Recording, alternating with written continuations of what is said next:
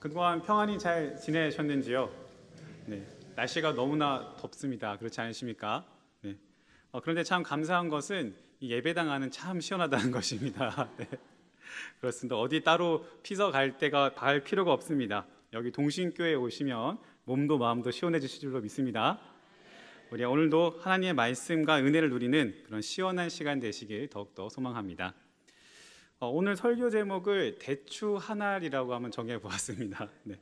뜬금없이 웬 대추지라고 생각하실 수 있을 것 같은데요. 같은 제목의 시가 한 편 있습니다. 제가 한번 이 시를 낭독해 드리겠습니다. 대추 한 알, 장석주. 저게 저절로 붉어질 리 없다. 저 안에 태풍 몇 개, 저 안에 천둥 몇 개, 저 안에 벼락 몇 개, 저 안에 번개 몇 개가 들어서서 붉게 익히는 것일게다. 저게 저 혼자 둥그러질 리 없다. 저 안에 무서리 내리는 몇 밤, 저 안에 땡볕 두어 달, 저 안에 초승달 몇 달이 들어서서 둥글게 만드는 것일게다. 대추야, 너는 세상과 통하였구나. 이런 시입니다. 제가 이 시에서 제목을 한번 따와봤습니다. 여러분들께서는 이 시를 읽으시면서 어떤 생각을 하셨습니까? 저는 시인이 꼭 이렇게 이야기하는 것 같았습니다. 이 세상에 저절로 되는 것은 없다. 아무런 노력 없이 되는 것은 없다. 작은 대추 한 알이지만 저 대추가 붉게 익을 수 있었던 이유는 둥그렇게 자신의 몸을 영글게 할 수 있었던 것은 태풍, 천둥, 벼락, 번개와 같은 어려움과 무서리, 땡볕, 초승달의 하늘같이 외롭고 한스러운 시간을 참고 견뎌냈기 때문이다 라고 이야기하는 것 같았습니다. 그래서 저는 이 시가 오늘 본문과 참 잘 어울린다고 생각합니다. 우리 함께 오늘 본문을 한번 읽어보도록 하겠습니다. 7절과 8절 말씀입니다. 그러므로 형제들아, 주께서 강림하시기까지 길이 참으라. 보라, 농부가 땅에서 나는 귀한 열매를 바라고 길이 참아 이른 비와 늦은 비를 기다리나니 너희도 길이 참고 마음을 굳건하게 하라. 주의 강림이 가까우니라. 아멘. 이 야고보서의 저자도 우리에게 권면하고 있지요. 그러므로 형제들아, 주께서 강림하시기까지 길이 참으라. 너희도 길이 참고 마음을 굳건하게 하라. 그러니 현재 우리에게 주어진 상황을 참고 견디어내라는 권면입니다. 그런데 여러분, 이 참고 견딘다는 것 어떻게 즐거운 일이십니까? 행복한 일이십니까? 저는 가능한 한 안 하고 싶은 일인데요. 네. 이 대개 참고 견디는 일은 어떤 일입니까? 어려운 일입니다. 특별히 빨리빨리가 습관화된 우리나라 사람들에게는 더욱더 힘든 일이 아닐까 생각해 봅니다. 그런데 오늘 말씀은 우리에게 참으라는 것이죠. 거기에다가 견디라는 것입니다. 보통 견딘다라는 표현은 언제 사용하십니까? 이 겪기 싫은 일을 겪으실 때 견딘다라고 하지 않으시나요? 그러니 오늘 야고보서의 저자는 우리에게 무엇을 권면하고 있는 것입니까? 우리가 이 힘들고 어려운 길로 스스로 들어가기를 한 번 더 권면하고 있는 것입니다. 어떤 일인지는 모르지만 빨리 벗어나고 싶은 그 일, 분명 힘들 것이 확실한 그 일을 우리 보고 참고 견디라고 이야기하고 있는 것이죠. 이쯤 되면 질문 한번 해볼 수 있지 않겠습니까? 하나님, 왜 우리가 이렇게 참아야 합니까? 왜 우리가 이렇게 견디어야 합니까? 이왕이면 안 참는 게 좋지 않겠습니까? 이왕이면 안 견디는 것이 낫지 않겠습니까? 여러분, 그렇다면 왜 우리들은 이렇게 참고 견디어야 하는 것일까요? 7절 말씀에 그 이유가 적혀 있습니다. 우리 7절 말씀 한 번 더 읽어보도록 하겠습니다. 그러므로 형제들아, 주께서 강림하시기까지 길이 참으라. 보라, 농부가 땅에서 나는 귀한 열매를 바라고 길이 참아 이른 비와 늦은 비를 기다리나니. 아멘. 농부가 땅에서 나는 귀한 열매를 바라고 길이 참아. 여러분, 농부가 참고 견딘다고 합니다. 무엇을 위해서 참고 견디는 것입니까? 바로 귀한 열매를 위해서 참고 견디는 것입니다. 그러니 참고 견디는 일이 결국에는 무엇을 이룬다는 말입니까? 결국에는 귀한 열매를 이룬다는 이야기입니다. 마치 대추가 태풍 가운데 붉어지고 모진 밤 기운 가운데 둥그러지듯이 우리의 인생이 참음과 견딤을 통해서 아름다운 열매로 맺어진다는 그런 뜻입니다. 그렇다면 이제 다른 방향으로 질문을 던져야 할 때입니다. 여러분, 우리의 인생은 참고 견디는 것을 통해 아름다운 열매로 완성됩니다. 이처럼 참고 견뎌낼 때의 결과는 이제 알겠는데, 그렇다면 과연 무엇을 참고 견뎌야 한다는 것이죠. 그 답이 오늘 본문 가운데 있습니다. 우리 화면에 나온 부분을 같이 한번 읽어보도록 하겠습니다. 그러므로 형제들아, 주께서 강림하시기까지 길이 참으라. 너희도 길이 참고 마음을 굳건하게 하라. 주의 강림이 가까우니라. 아멘. 야고보서의 저자가 무엇을 참고 견디라고 이야기하고 있습니까? 주께서 강림하실 때까지, 예수님께서 다시 이 세상에 오실 때까지의 그 시간을 참고 견디라고 이야기하는 것입니다. 그러니 이 예수님이 눈에 보이지 않는 것 같은 그 시간, 우리의 믿음이 계속해서 흔들림 당하고 시험 당하는 그 시간, 고단한 삶 가운데서 하나님이 만져지지 않는 그 시간을 우리 보곤 참고 견뎌내라고 이야기하고 있는 것이죠. 여러분, 그렇다면 이제 다른 말로 좀 바꿀 수 있지 않겠습니까? 다른 말로 바꾸면 이 참고 견디는 것이 어떠한 삶을 의미하는 것이겠습니까? 바로 믿음을 가지고 그 믿음을 지키며 살라는 것입니다.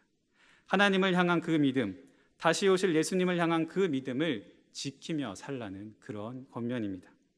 여러분, 이 야고보서는 행위를 강조한 책이 맞습니다. 야고보서 2장 26절에 분명 행함 없는 믿음은 죽은 것이라고 밝히고 있습니다. 그러나 저는 이 66권의 성경 중에서 야고보서가 무엇보다 이 믿음을 강조한 책이라고 생각합니다. 행함을 강조하는 것은 우리의 믿음을 완성시키기 위함이기 때문입니다. 그러니 이 추상적이고 형이사학적인 이 믿음이라는 개념을 이 땅의 행동으로서 붙잡아 놓은 책이 바로 이 야고보서인 것이죠. 여러분, 믿어야 행할 수 있지 않겠습니까?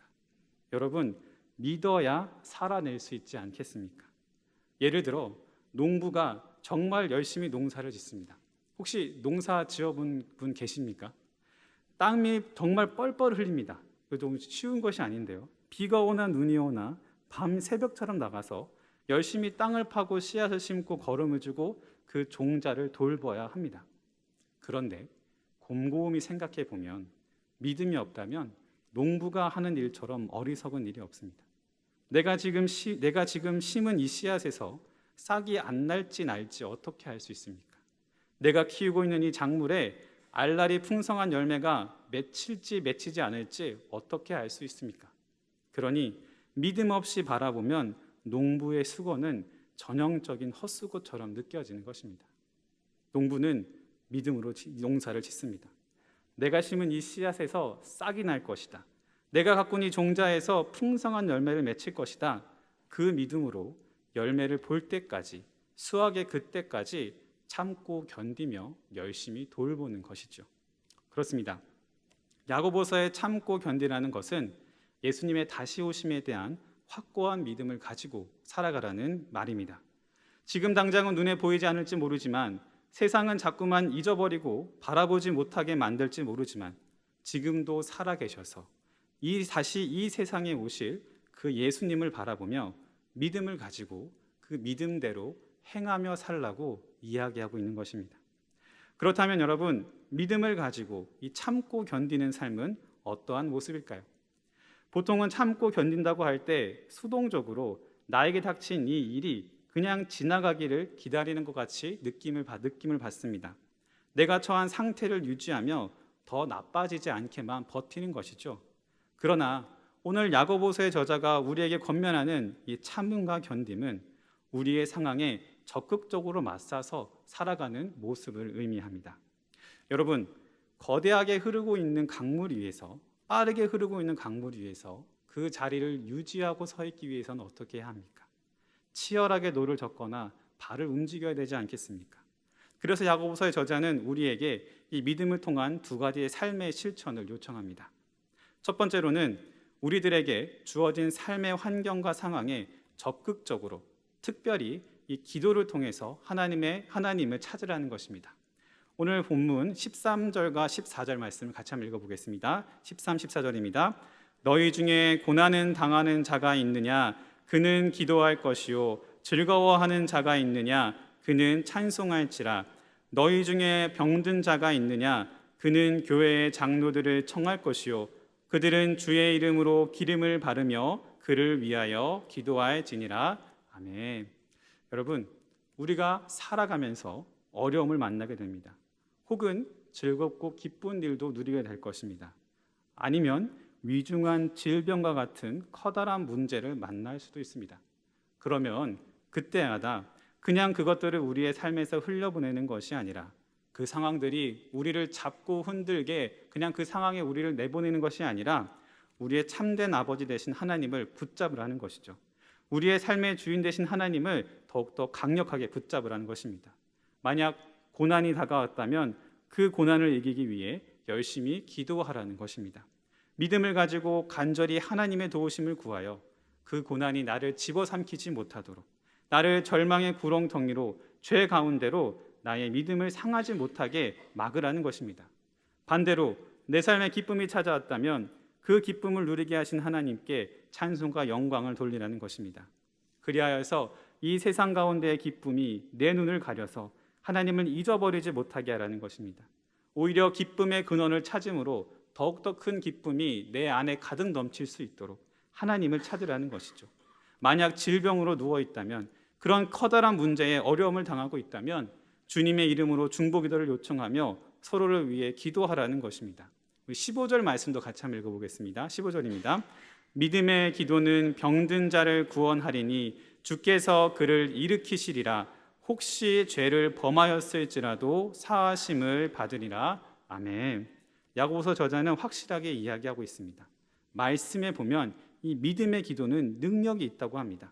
여러분, 이 믿음의 기도, 하나님을 향한 믿음과 함께 이 기도라는 실제적인 간구와 행동이 더해진다면 병든 자가 구원받고 죄가 씻겨져 나가고 하나님께서 세우시는 역사를 체험할 수 있다는 것이죠. 그러니 우리의 어떠한 삶의 환경 가운데서도 믿음을 가지고 하나님을 찾고 기도하고 행동하면 하나님으로 우리가 이 땅 가운데 승리할 수 있다는 것입니다. 두 번째로는 미혹되어 진리를 떠난 사람들, 아직 예수 그리스도의 복음을 모르는 사람들을 전도하는 일입니다. 우리 19절과 20절의 말씀을 함께 읽겠습니다. 내 형제들아, 너희 중에 미혹되어 진리를 떠난 자를 누가 돌아서게 하면 너희가 알 것은 죄인을 미혹된 길에서 돌아서게 하는 자가 그의 영혼을 사망에서 구원할 것이며 허다한 죄를 덮을 것임이라. 아멘. 여러분, 이 믿음과 행동은 우선 나에게 적용됩니다. 그러나 이 나만이 가지고 있어야 되는 것은 아닙니다. 다른 이들에게까지 내가 가지고 있는 믿음과 행동이 흘러갈 수 있어야 되는 것이죠. 우리가 믿지 않는다면, 우리의 믿음 안에 확신이 없다면 믿지 않는 사람들은 우리와 아무 상관이 없을 것입니다. 그러나 우리는 믿음을 가진 사람들입니다. 우리가 믿는 것이 진리인 것을 아는 사람들이지요. 복음과 십자가를 내가 믿는다면, 이것이 진실로 이 세상의 구원과 진리라는 것을 우리가 믿는다면, 그리고 이것이 나에게 진리가 되어 내 삶과 행동의 원리가 된다면 당연히 다른 이들에게도 전해야 되지 않겠습니까? 십자가와 복음을 모르는 사람들, 예수님께서 다시 이 땅에 다시 오시는데 그들을 심판할 것이 분명한데 아직도 예수님을 믿지 못하는 그들에게 우리가 믿는 이 진리를 전해서 알려주어야 되지 않겠습니까? 그래서 어떻게 하면 영원히 사는 생명을 얻을 수 있는지, 어떻게 하면 하나님의 심판을 피해 구원받을 수 있는지 알려주어야 하는 것입니다. 우리가 전해야만, 우리가 알려주어야만 그들이 생명을 구하고 구원받을 수 있는데, 그럼에도 불구하고 우리가 전하지 못하고 있다면 우리는 우리의 믿음을 한 번 더 돌아보아야 할 것입니다. 여러분, 우리가 믿는 대로 용기 있게 전하길 소망합니다. 물론 전도 쉽지 않습니다.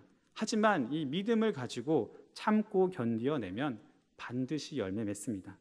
지금도 가족의 구원, 친구의 구원, 친지의 구원을 위해 눈물로 기도하시는 여러 성도님들이 계시지 않습니까? 여러분, 여러분들의 그 기도가, 그 참고 견딤이 반드시 응답받으실 것입니다. 그들이 죄와 사망의 길로부터 하나님께 돌아와 아름다운 생명의 열매로 알날이 맺힐 것입니다. 사랑하는 여러분, 이 성경, 이 하나님의 말씀은 우리에게 뜬구름 잡는 것 같은 실체가 없는 행복을 약속하지 않습니다. 대신에 이 땅의 현실로 발붙이고 살아가야 되는 실체, 실존을 우리에게 이야기합니다. 그래서 우리는 참고 견디는 삶을 살아가야 합니다.